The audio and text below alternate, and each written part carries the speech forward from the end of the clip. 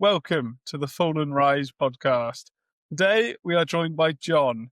John, can you please introduce yourself for us? Hey, it's great to be here. I've been wanting to come on this pod for a while, so I'm happy you invited me. Just had a busy day at work. I've already done a run, and after this, I'm going to do another one. So that's me these days. I train hard, and I like to run ultras. You say you do ultras as in ultra marathons. How did you get into doing these type of runs? So it's kind of weird. I was going through divorce, and I kind of just started running, just on my own to clear my head.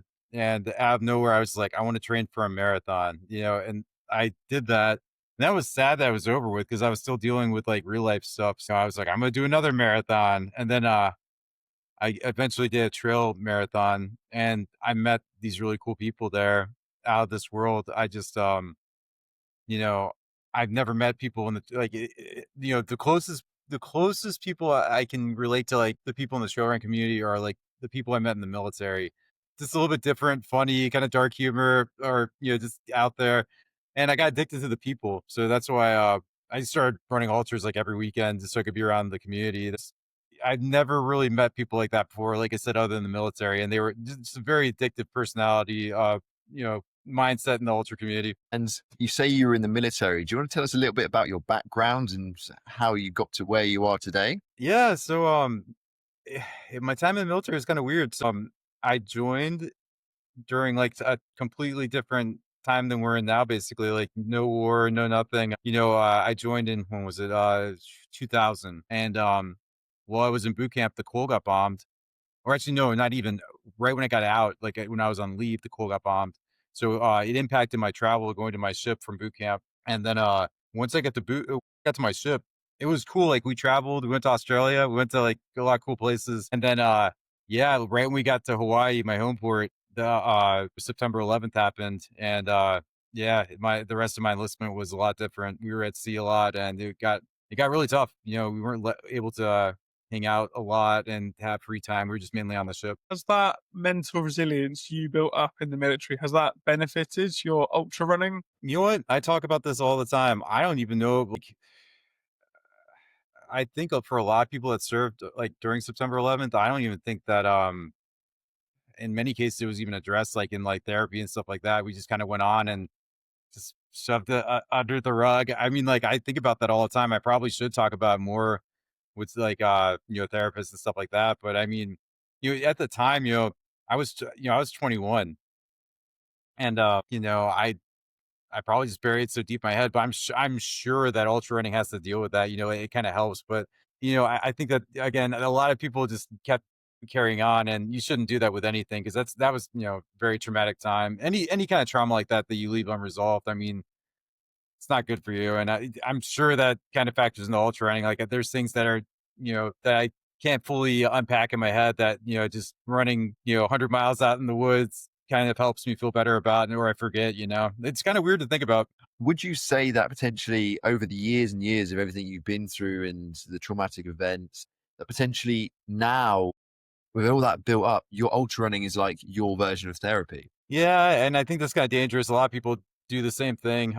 Yeah, definitely. I mean, it shouldn't be a replacement to therapy, but I think a lot of people get in that habit. I definitely did. Like, if you look at my ultra sign up, you'll know I did. Like, I did races like sometimes twice a weekend, or if I could, sometimes even three, because like for like New Year's, there's a race, and I would do one New Year's, and then like if there was one Saturday and Sunday.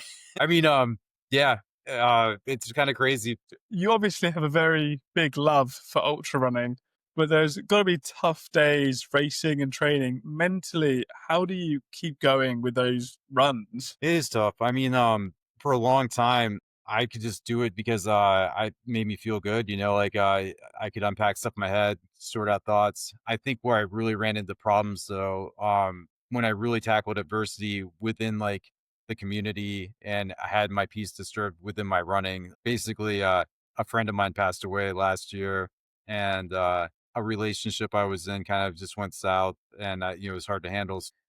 I think that's when it really starts getting rough, then the injuries start, and you have to kind of like just kind of just kind of refine yourself in the running community, and just in your running in general, you gotta get healthy. And In some cases, you might have to just not hang out with people you hung out with before because associations or just, it's really tough. I think that's where runners really run into some problems once they really tackle some adversity. Once they've done, I mean, for me, I was fine just being able to run for years. It would help me get through pretty much anything. And then like, once I actually had like trauma within like my running, I was like, wow, my haven's been disturbed, like what do I do now? And that's tough. I mean, I'd say it's even tougher than just, some of the injuries I've had over the years. It's easy to get your body to heal, but your mind, I mean, that's a tricky thing. Even if you know decisions you made are right, having to like get away from certain people because they were, draining you of your energy or, your happiness. It still takes time to heal from that. It's tough. Most definitely. I suppose you're a product of the people that you surround yourself with, and that's very important. So, how do you personally, with all these things that you're trying to pursue, and also the things you're trying to move past, what do you do to make sure the company you keep pushes you forward instead of holding you back? So this year's interesting for me. I've had to really switch things up because like some really good friends in the running community, I just can't be around anymore. It's just I had, just for my own mental health. Honestly, like it's kind of cool though. So how can I describe this?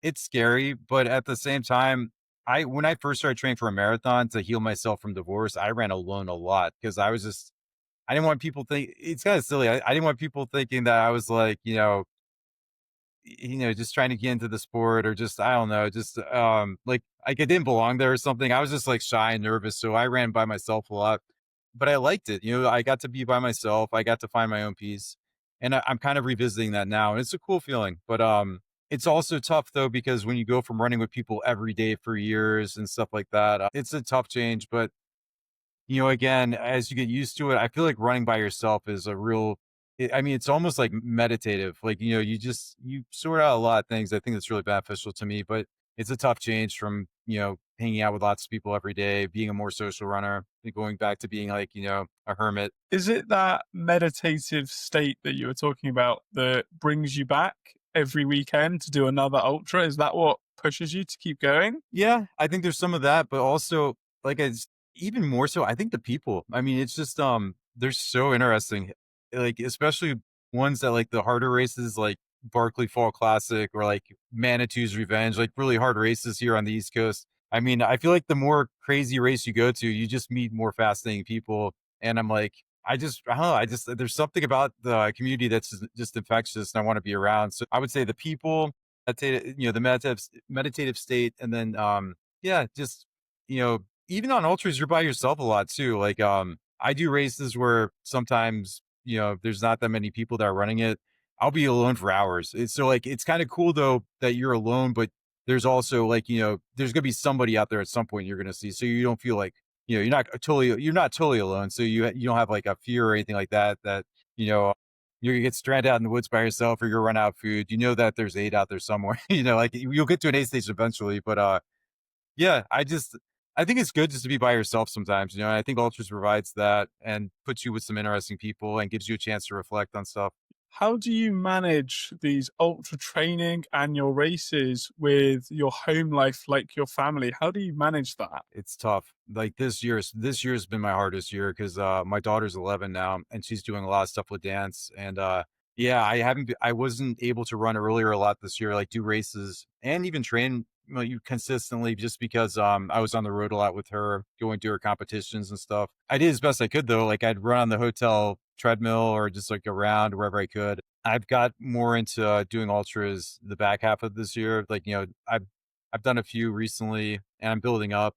I've got a lot more left because my daughter's not doing competitions, but or she's not doing competitions right now. She will next year. But yeah, it is so tough to manage. Honestly, I think that's even harder than the races themselves. Just being able to get in the training to get yourself ready for the races. Because I mean, I had a harsh reminder. Just I did Burning River, 100 miler here in the Ohio area, and I finished it twice in the past. But I had minimal training. I had a hip problem all year, and I did enough training where I thought I could just like squeak by just based off of previous performances at Burning River.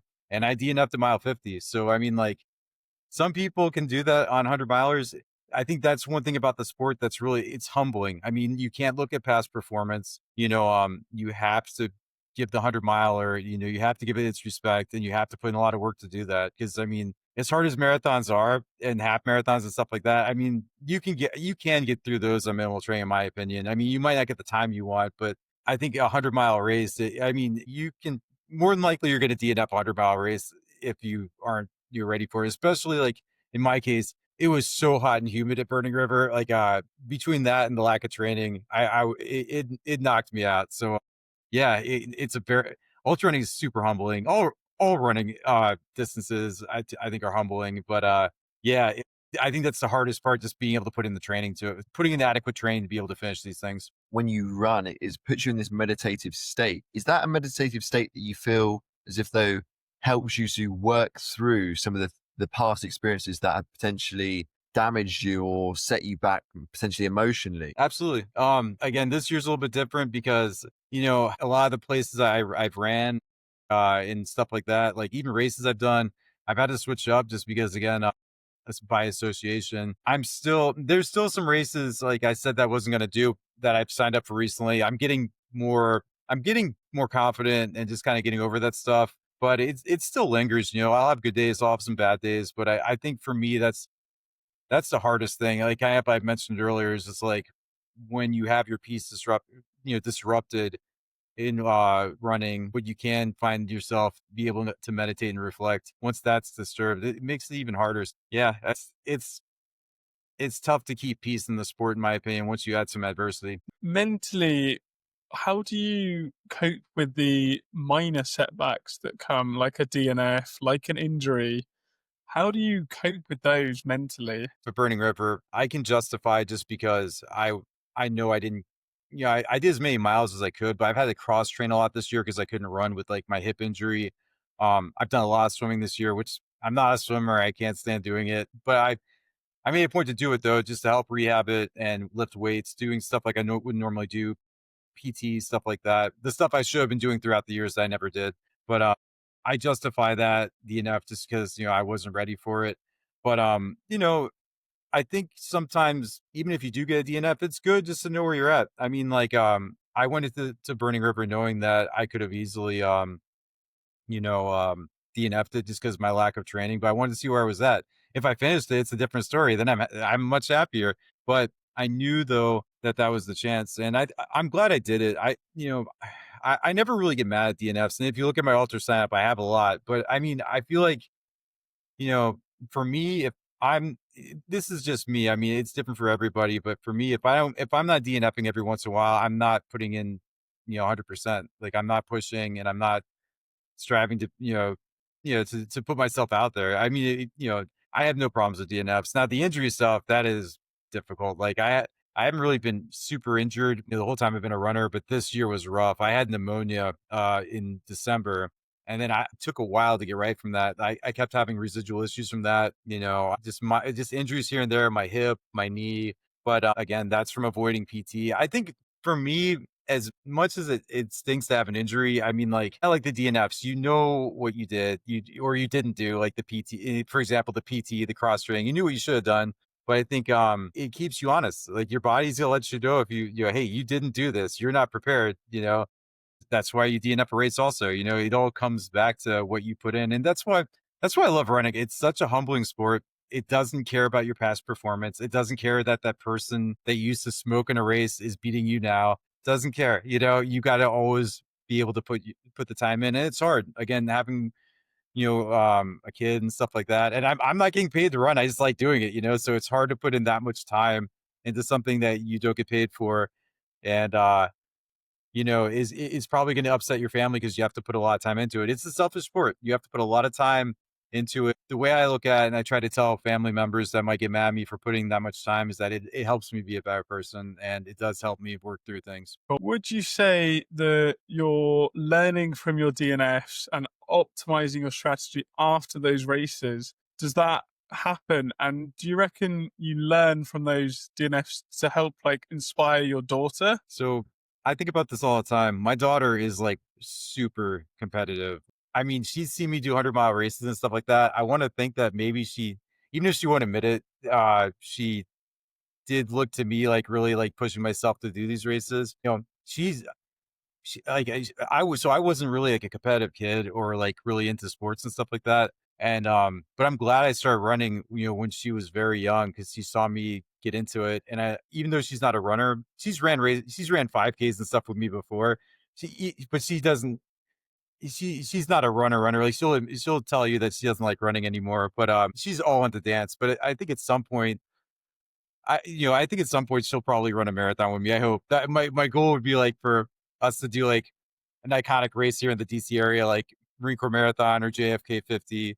That would make me a really happy dad. And what are your goals moving forward in terms of what do you want people to think of when they think of you? And how do you want to inspire your daughter? So that's a tough thing. I want to do Badwater 135. I want to apply to it, but the dreamer in me wants to do that. But I mean, I think for like a single dad, it's very hard to commit to that goal because the time, the money, the logistics and stuff like that. It's really hard, especially like these races that require a lot of logistics and financial commitment. I think that's where I'm at right now. I've done a lot of races. Um, but I'm somewhere between like, I need to get better at running hundreds after this injury. I mean, I haven't finished a 100 since April last year, and I DNF'd Burning River. I've got 3 more 100 milers this year.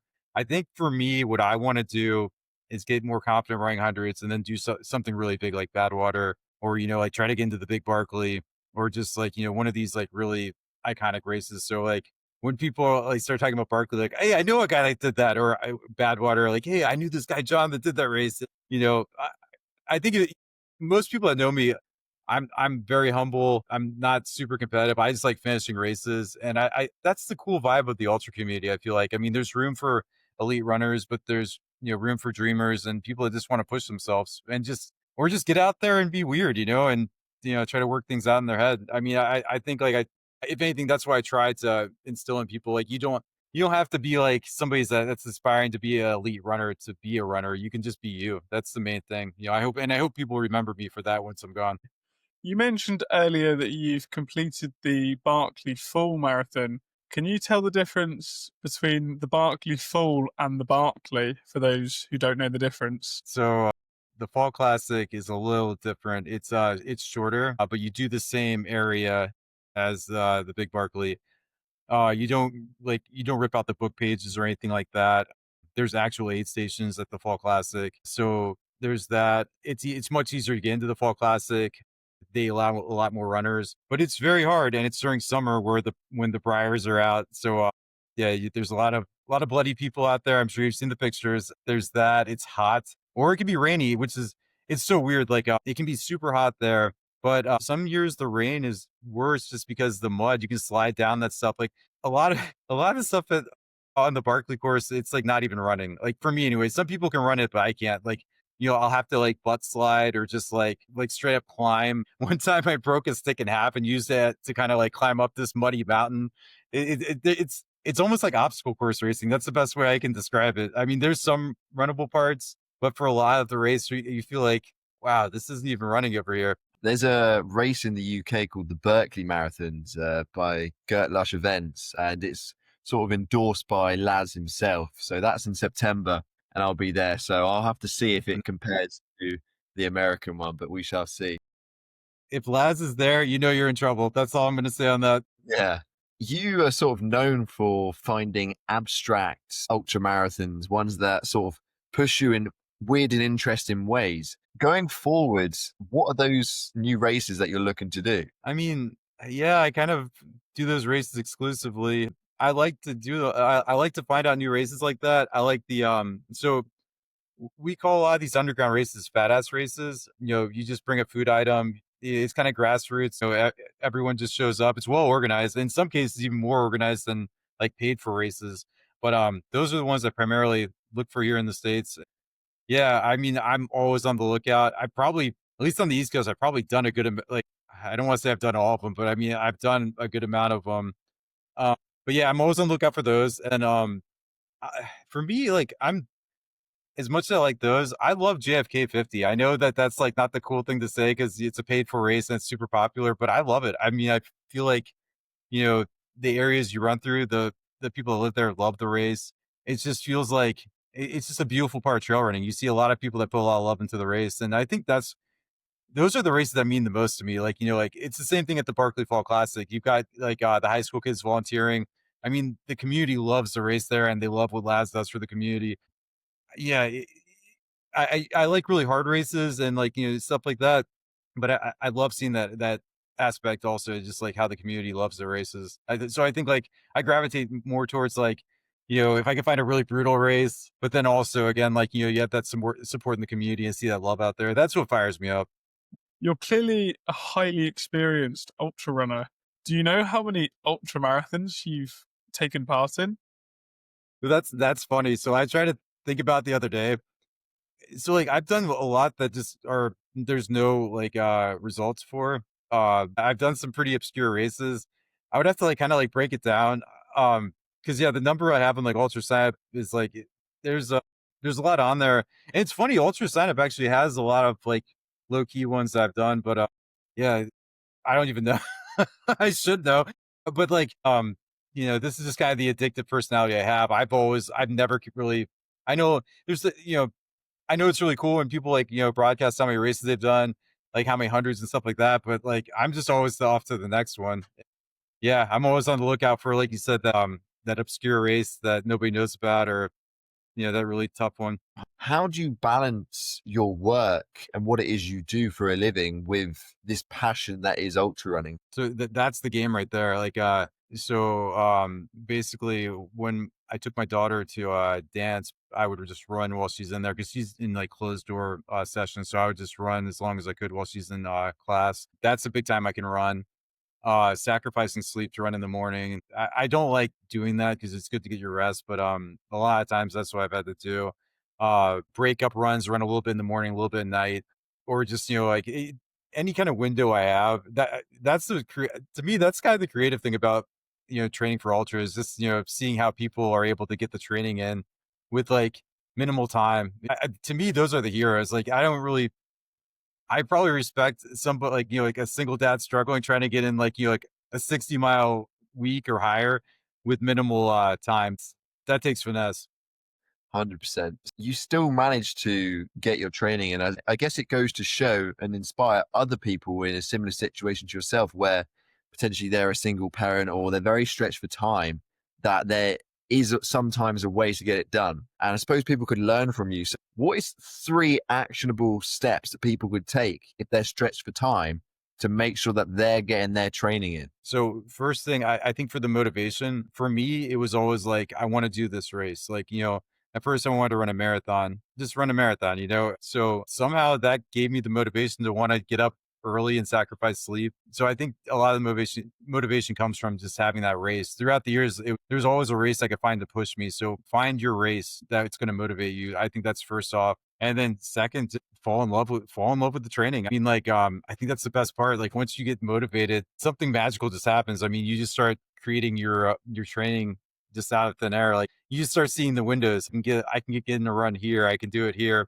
I think that again, that's the unique part about it is like seeing that all come together. And then, you know, third is just you have to be careful though, because this is an addictive sport. I think for me, I went way too fast at it. I would say be mindful for the third step. Just be very mindful and you know, enjoy the race and train for one at a time. To, do one every weekend. Just space it out so you don't get injured and have to be away from running. That's the worst part when you just overextend yourself and then you get an injury. You don't want to do that. Yeah, definitely. Like getting an injury would be probably the worst thing you would want to happen, especially the amount of runs you're doing. One way you could combat injury is nutrition. How do you stay nutritionally intact when you're doing all these runs? So this is definitely something I struggle on. I mean, I try to eat healthy as best I can. This year I've been eating better. I'd say. Oh, but like in years past, like the last couple of years, I was really bad with, and that's why I got injured and came to this year because I was just eating whatever, like pizza, what just whatever. So like, yeah, that's definitely something I'm working on. To eat better, meal prep. Also, I'm on the road a lot, so like with my daughter and stuff like that. Or at the time, so like I've switched jobs recently. I work remote now, so it's a little bit easier to eat better because I'm by a refrigerator and not by like a fast food restaurant or just on the road. That may be one of the hardest parts of ultra running, even over the training, is just getting in the right food, especially if you're on the go. Cause, it's just, it's sometimes just so easier just to pick up a burger instead of like making something at home or like a salad or stuff like that. Would you say the discipline that you have developed from your nutrition and your training for ultras has transferred to your work life? It's a good question. Yes and no. I think that I think it's weird. I mean, like, I'm very motivated to do ultras because like it just makes me feel good and I can sort out thoughts and just be with people and stuff like that. Maybe in ways I don't know. I think I feel like they're kind of separate for me. I think that runners always have like a high work ethic because you have to train hard to do these races and not to quit on the races even when it gets tough. I think that is translatable, but I don't know. That's a really good question. I feel like if you're a go-getter and you like running, it's gonna translate to business and other avenues. But yeah, that's a good question. I think if you were to ask people about me, they're like, he's a goofball on the trail and off the trail. They'd probably tell you that. We get people on this podcast that don't necessarily do ultra running that listen to it. What advice would you give to someone who's just starting their running journey? Take it slow. The races will still be there next year. This is an addictive sport. Be careful and don't get injured because again, getting injured is not fun, and then you're going to be away from running more. Just be mindful that it can be an addictive sport, and fall in love with it, go wild with it, but know your body, listen to your body, eat right, get sleep, don't sacrifice sleep too much. Just be careful, just be mindful of your body. Building on that, if you could go back in time to when you first started running yourself, what is the one key thing you wish you knew when you started? Just for me, I probably wouldn't have ran with like run clubs as much. I think I would have done, and I wouldn't have used Strava. I probably would have did Strava back then and run clubs just because I feel like pick your goals, like don't be influenced by others, pick your goals. Don't be influenced by what other people run. Just do you. Pick out a race, train that how you feel fit for that race, for what you want to do with that race, and just be true to yourself. I think for me, I got too caught up in stuff going on with like, within run clubs and, I kind of let dictate how I wanted to be a runner. Like, it kind of dictate like the paths I went on. Just, I'd say stay true to yourself, stay true to your goals, and don't be influenced by others. Everyone's on their own journey. John, every guest we have on, we like to ask 3 set questions. And the first of those questions is, Who inspired you to do what you do? Probably my mom and my daughter. Yeah. They're very strong. My mom basically led me to start running. And my daughter, it's amazing to see how much she loves dancing and sports. And yeah, they inspire, they probably, I'd say they inspire me the most. I guess that probably works vice versa as well. You probably inspire them with all the running you do and being a better person. So if your younger self could see you now, what would they say? Probably not be able to believe it. Yeah. I wasn't really into sports in high school. I liked doing sports when I was like in the like middle school and prior. Like I was like super into watching football and baseball and stuff like that. And I liked track. I just didn't have the discipline for it. But yeah, I think my younger self would definitely be proud now. I think my 25 to 30-year-old self would probably be like, call me lame, but it's weird. I feel like I could tell whatever I needed to my 25 to 30-year-old self that was like a partier and stuff. I could tell like what to do, and they'd just be like, they'd probably curse me out. I think about that all the time. Like we just know it all at that age, and even if we could go back in time and tell, it probably wouldn't even matter. At least for me, I was that like stubborn. the next question is, what is your message to anyone who's listening? Be you. Like don't. I know we live in an age with lots of influencers and people telling you what to do, but just be yourself. Stick to your goals. Don't bend them. Try to just stick to your goals and don't break it for anybody. John, I'm going to chuck you a bonus question. When people look back and think of you, what do you want to be remembered for or as? Somebody that made them laugh. Also, like, hey, if that guy can do the race, I can't too. That's what I mean. Like, I think that's why I like just being me because I can inspire people to run. They're like, hey, if he can finish the fall classic, I'm gonna train hard and do it too. So I mean, I like seeing that, and if I can inspire people to do that, cool. That's how I look at it. I'm not competitive. I just like people running. That's it. I like being an ambassador for the sport basically and getting people to run and be fit. just being yourself in general will inspire so many people, and a lot of people can take that. Yeah, I think we live in an age where like people are just scared to be themselves. They're asking AI for advice to talk to girls. We live in weird times. Just be yourself. Even if you, I feel like people are so like scared to fail at things. I mean, the big failure is straying away from who you are, in my opinion. You don't need to ask a computer how you're supposed to be in life. You just live. Just be you.